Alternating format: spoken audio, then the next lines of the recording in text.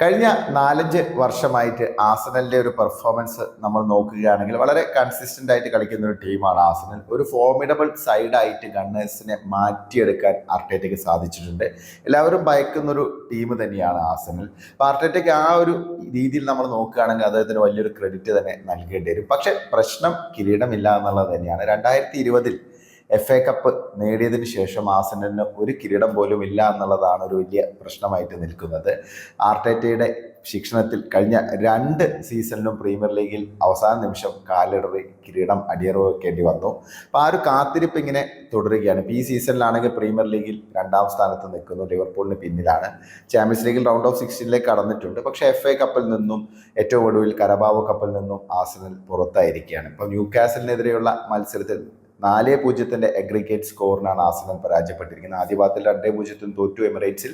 അത് കഴിഞ്ഞ് ഇപ്പോൾ 2ാം പാദത്തിൽ സെന്റ് ജെയിംസ് പാർക്കിൽ ന്യൂകാസിൽ 2-0 തന്നെ അതേ സ്കോർ തന്നെ ആസനലിനെ തോൽപ്പിച്ചു. ഈ 2 ടീമുകളും തമ്മിലൊരു ഡിഫറൻസ് തന്നെ നമുക്ക് പെട്ടെന്ന് മനസ്സിലാക്കാൻ സാധിക്കും. അതായത് ആസനൽ 2 ലെഗുകളിലുമായിട്ട് 34 ഷോട്ടുകളാണ് അടിച്ചത്. ന്യൂകാസിലാണെങ്കിൽ 17 ഷോട്ടുകൾ മാത്രം 2 ലെഗുകളിൽ നിന്ന്. പക്ഷേ ഈ 17 ഷോട്ടുകളിൽ നിന്ന് 4 ഗോളുകൾ നേടാൻ ന്യൂകാസലിന് സാധിച്ചു. പക്ഷേ ആസനലിന് ഒരൊറ്റ ഗോൾ പോലും നേടാൻ സാധിച്ചില്ല. അപ്പം സെക്കൻഡ് ലെഗിലേക്ക് പെർട്ടിക്കുലർലി വരികയാണെങ്കിൽ 13 കോർണറുകളാണ് ആസനലിന് ലഭിച്ചത്. പക്ഷെ ഒന്നുപോലും കൺവേർട്ട് ചെയ്ത് ഗോളാക്കാൻ പറ്റിയില്ല. അപ്പോൾ ആസനൽ നേരിടുന്ന ഒരു പ്രധാന പ്രശ്നം അവർക്ക് നല്ലൊരു പ്രൊലിഫിക് ഗോൾ സ്കോറർ ഇല്ല എന്നുള്ളത് തന്നെയാണ്. നല്ലൊരു ക്ലിനിക്കൽ ഗോൾ സ്കോറർ ഇല്ല. ഫൈനൽ തേർഡിൽ ശരിക്കും അപകടം വിതയ്ക്കാൻ പറ്റുന്ന ഹാഫ് ചാൻസസ് ഒക്കെ കൺവേർട്ട് ചെയ്ത് ഗോളിലേക്ക് മാറ്റാൻ പറ്റുന്ന നല്ലൊരു പ്ലെയർ ഇല്ല. അത് തന്നെയാണ് ആസനൽ നേരിടുന്ന ഒരു പ്രധാന പ്രശ്നം. ഈ ഒരു ജനുവരി ട്രാൻസ്ഫർ വിൻഡോയിൽ ആസനൽ ഒരു സ്ട്രൈക്കറെ സൈൻ ചെയ്യുമെന്ന് എല്ലാവരും പ്രതീക്ഷിച്ചിരുന്നു. അവർ ഒലി വാറ്റ്കിൻസിന് പിറകിലായിരുന്നു ആസ്റ്റൺ വില്ലയുടെ സ്ട്രൈക്കർ.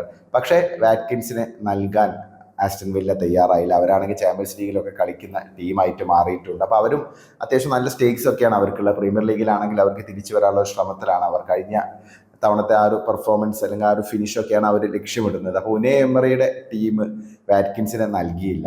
പിന്നെ ആസനലാണ് അവസാന നിമിഷം ഡെഡ് ലൈൻ ഡേയിലൊക്കെ ജനുവരി ട്രാൻസ്ഫർ വിൻഡോയിലെ ഡെഡ് ലൈൻ ഡേയിൽ അൽവാരോ മൊറാറ്റയെ കൊണ്ടുവരാനുള്ള ശ്രമം നടത്തി.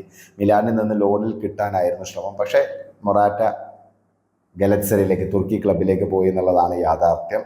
പിന്നെയും ആസനലിന്റെ അഡ്വഞ്ചേഴ്സ് ഒക്കെ ഉണ്ടായിരുന്നു എന്നുള്ള റിപ്പോർട്ടുകൾ വരുന്നുണ്ട്. പ്രത്യേകിച്ച് ഇവാൻ ഫെർഗ്യൂസൺ, ബ്രൈറ്റന്റെ ഇവാൻ ഫെർഗ്യൂസൺ, പിന്നെ വോൾസിന്റെ മത്തേവൂസ് കൂഞ്ഞ, ഇവരെയൊക്കെ ആസനൽ ലക്ഷ്യമിട്ടിരുന്നു. ശ്രമങ്ങളൊക്കെ നടത്തി. പക്ഷെ ഒന്നും ഫൈനലൈസ് ചെയ്യാൻ പറ്റില്ല എന്നുള്ളത് തന്നെയാണ്.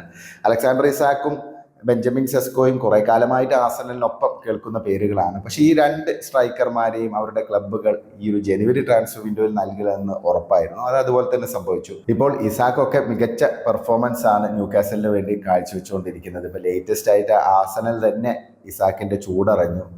കരബാവോ കപ്പിൽ ഇസാക്കിന്റെ പെർഫോമൻസ് നമ്മൾ കണ്ടതാണ്. അപ്പോൾ ഇതൊക്കെയാണ് സിറ്റുവേഷൻ. അപ്പോൾ ആസനൽ ഇപ്പം നേരിടുന്ന ഒരു പ്രധാന പ്രശ്നം അവർക്ക് നല്ലൊരു സ്ട്രൈക്കർ ഇല്ല എന്നുള്ളത് തന്നെയാണ്. കാരണം പലപ്പോഴും വളരെ നിർണായകമായ സന്ദർഭങ്ങളിലൊന്നും അവർക്ക് ഗോൾ സ്കോർ ചെയ്യാൻ പറ്റില്ല. അത് ടീമിന്റെ ജയപരാജയങ്ങളെയൊക്കെ ബാധിക്കുന്നുണ്ട്.